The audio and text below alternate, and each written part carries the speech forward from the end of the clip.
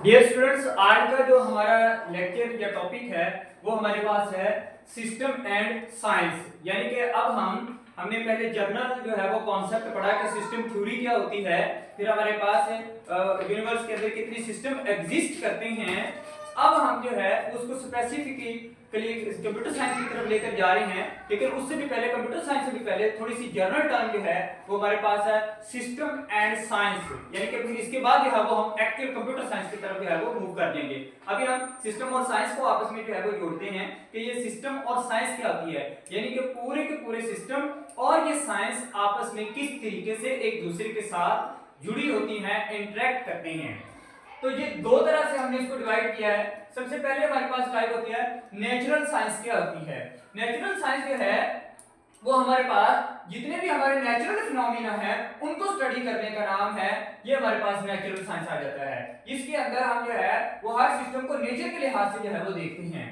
दूसरा है हमारे पास डिजाइन साइंस, जो हम जिसके अंदर हम ह्यूमन इंटरेक्ट कर रहे होते हैं, ह्यूमन की इन्वॉल्वमेंट हो रही होती है और ह्यूमन अपनी जो है वो कोई ना कोई डिस्कवरी कर रहा होता है। वो जो सिस्टम है उनको हम डिजाइन साइंस के अंदर जो है वो काउंट करते हैं। और तीसरे नंबर पर हम जो है वो आगे जाकर इसको कंप्यूटर साइंस के साथ जो है वो किस तरीके से जो है वो इनको जो है वो जोड़ेंगे। अब यहां पर हम सबसे पहले नेचुरल साइंस की बात करते हैं कि ये नेचुरल साइंस क्या चीज है और किस तरीके से हम इसको स्टडी जो है वो करते हैं। डेफिनेशन को तो मैंने थोड़ा सा एलैबोरेट करने की कोशिश की है। सबसे पहले हमारे पास कुदरत के जितने भी मज़ाहर होते हैं, मिसाल के तौर पर हम नेचुरल साइंस की अगर बात करें कि ये जो बारिश का फिनोमिना है ये किस तरीके से होता है, ये एक नेचुरल फिनोमिना है। या सन का राइज होना ये एक नेचुरल फिनोमिना है, या रात का आ जाना ये एक नेचुरल फिनोमिना है। तो इसको लिए हम सबसे पहले क्या करते हैं, ऑब्जर्वेशंस करते हैं। ये इसका स्टेप नंबर 1 है कि हम किसी भी स्टेप को स्टडी करने के लिए नेचुरल साइंस के अंदर सबसे पहले उसके वकूअ, जब वो वकूअ पजीर होता है तो उसको ऑब्जर्व करते हैं अच्छे तरीके से। फिर उसके बाद जो है उसमें से हमारा क्वेश्चन निकलता है, हाँ भी ये कैसे क्यों होता है।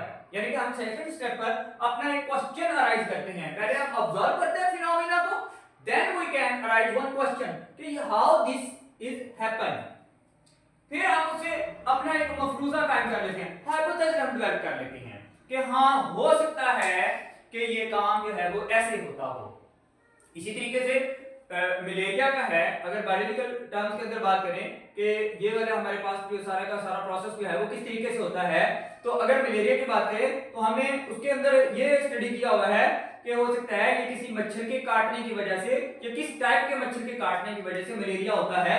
तो वो जो हमने एक हाइपोथेसिस अपने कंसीडर कर लिया या एक फर्जी बात उसको हम क्या कहते हैं, हाइपोथेसिस। यानी कि हम सबसे पहले किसी चीज को देखते हैं, ये वकूअ पजीर हुई है, उसमें से हम क्वेश्चन निकालते हैं कि ये कैसे वकूअ पजीर हुई है और उसका फिर हम एक छोटा सा आंसर दे लेते हैं, हो सकता है कि ये ऐसे वकूअ पजीर हुई हो।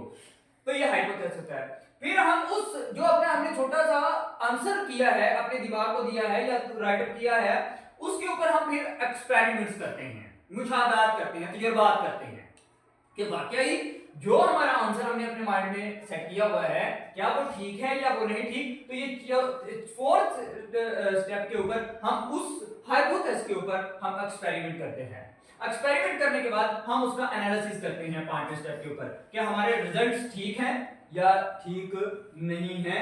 जो हमने यहाँ पर हाइपोथेसिस या अपना आंसर उस क्वेश्चन ऑब्जर्वेशन का जो हमने क्वेश्चन दिया था उसका जो हमने आंसर फाइंड किया क्या वो ठीक है या वो नहीं ठीक। और फिर अगर वो हमारे पास ठीक है तो हम उसको कंक्लूड कर लेते हैं, या वो अगर हमारे पास ठीक नहीं है तो हम उसको कंक्लूड कर लेते हैं। This is the 6th step. तो नेचुरल साइंस को स्टडी करने के लिए ये वाला साइकिल जो है वो हम फॉलो करते हैं, जिसके अंदर 6 चीजें होती हैं। Observation, the second one is the question arising, third one is hypothesis modelling, fourth is experimenting, fifth is analysis and 6th is conclusion. तो कोई भी नेचुरल साइंस को स्टडी करने के लिए ये 6 स्टेप जो है वो फॉलो किए जाते हैं। दूसरा हमारे पास है डिजाइन साइंस। डिजाइन साइंस के अंदर मैंने जैसे कि बताया कि यहाँ पर अब हमारी ह्यूमन की इंटरेक्शन जो है वो इसके अंदर हो जाती है। यहाँ पर ऐसा नहीं होता कि हम किसी नेचुरल फिनोमिना को स्टडी करते हैं और फिर उससे क्वेश्चन निकालते हैं, इस तरीके का प्रोसेस नहीं होता, बल्कि हम खुद कोई चीज जो है वो यहाँ पर डिस्कवर कर रहे होते हैं। यानी कि हमारे पास कोई प्रॉब्लम आया, हमारे सामने कोई प्रॉब्लम आया, सबसे पहले हम इस प्रॉब्लम को इन्वेस्टिगेट करते हैं, ये इसका फर्स्ट स्टेप होता है। यहाँ पर प्रॉब्लम को सबसे पहले इन्वेस्टिगेट किया जाता है।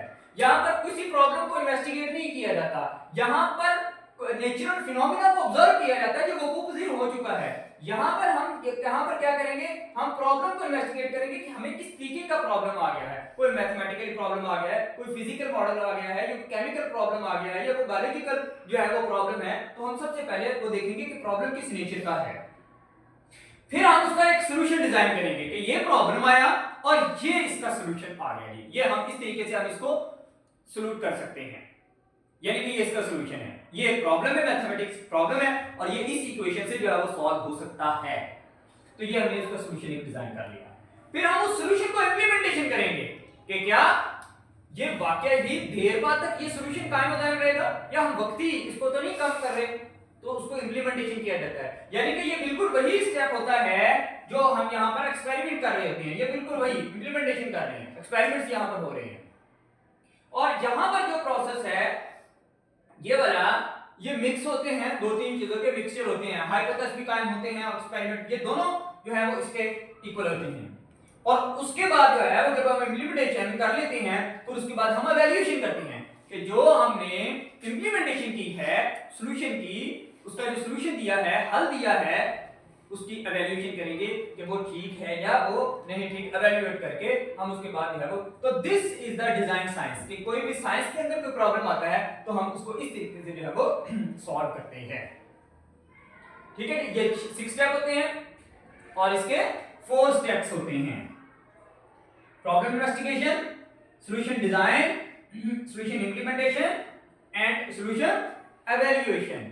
मिसाल के तौर पर अब मैं इन दोनों की एग्जांपल देता हूं कि फॉरेस्ट किस तरीके से बनता है, या फॉरेस्ट किस तरीके से जो है वो स्प्रेड होता है, या उसकी पूरी वो सारा नेचुरल प्रोसेस है। डिजाइन साइंस के अंदर अगर उस एग्जांपल को देंगे तो हम कहेंगे कि इस फॉरेस्ट के टाइम एनालिसिस क्या है, इसके ऊपर जितना भी इसके अंदर जिस टाइप के भी ट्रीज हैं उनकी प्रोडक्शन का रेट क्या है, या किस तरीके से यही वाला ट्री जो है वो इस फॉरेस्ट के अंदर क्यों आ गया। तो this is the design science. ठीक हो गया जी। अब इसको हम इन दोनों सिस्टम को कंप्यूटर साइंस के अंदर कैसे अपने साथ इंटरेक्ट करते हैं कि कंप्यूटर साइंस हमारे पास ऐसे प्रॉब्लम्स हम उनको सॉल्व करते हैं जिनको हम कंप्यूटेशन, जिनके ऊपर प्रोसेसिंग कर सके, कोई कंप्यूटर की इन्वॉल्वमेंट कर सके, वो सारे के सारे हम यहां पर ले जाते हैं। तो हमने कंप्यूटर साइंस को दो तरीकों से आपस में जोड़ा हुआ है कि कंप्यूटर साइंस के प्रॉब्लम या तो नेचुरल साइंस से सॉल्व कर सके या हम डिजाइन साइंस से सॉल्व कर सके। ठीक है, अगर हम कंप्यूटर साइंस के प्रॉब्लम को नेचुरल साइंस से रिलेट करते हैं या उससे हल करते हैं तो हम वहां पर वो तमाम के तमाम एल्गोरिथम को स्टडी करेंगे जो कि ऑलरेडी एग्जिस्ट करते हैं। फॉर एग्जांपल सर्चिंग है, कोई सॉर्टिंग है, मर्ज सॉर्ट है, क्विक सॉर्ट है, बबल सॉर्ट है, ये ऑलरेडी एग्जिस्ट करते हैं और ये मैथमेटिक्स के अंदर हम उनको यूज करते हैं। अब हम जो एग्जिस्टिंग एल्गोरिथम्स हैं उनके ऊपर जब स्टडी करेंगे तो इसको हम देंगे natural science of computer science, मतलब कि design of the computer science with natural science के हमें इस तरीके से। तो यहां पर हम एग्जिस्टिंग एल्गोरिथम की जब स्टडी करेंगे तो ये हमारे पास जो है वो नेचुरल साइंस कंप्यूटर साइंस के साथ रिलेट करेगी। और अगर हम कोई नई चीज इंप्लीमेंट करेंगे, नया प्रोडक्ट बनाएंगे, नया सॉफ्टवेयर बनाएंगे, हमारे पास हॉस्पिटल का एक सॉफ्टवेयर बनाना है, उनको ये प्रॉब्लम है, तो वो जो एक नई डेवलपमेंट होगी उसको हम कहेंगे design science of computer science या computer science with design science. इसको हम कहेंगे computer science with natural science, इसको हम कहेंगे computer science with design science. यहां पर हम नई चीजों को डेवलप करते हैं और यहां पर जो पहले से मौजूद चीजें हैं उनको स्टडी करते हैं या उनके साथ वर्क करते हैं।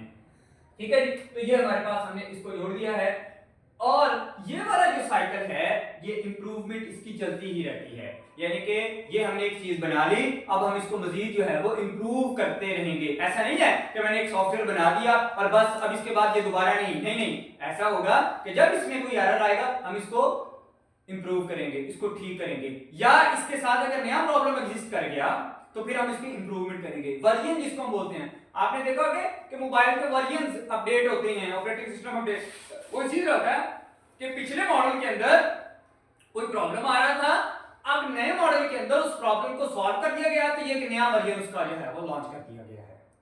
तो इंप्रूवमेंट जो है वो कंप्यूटर साइंस के अंदर ये इंप्रूवमेंट साइकिल जो है वो हमेशा एग्जिस्ट करेगा, ये कभी भी जो है वो एंड नहीं हो सकता।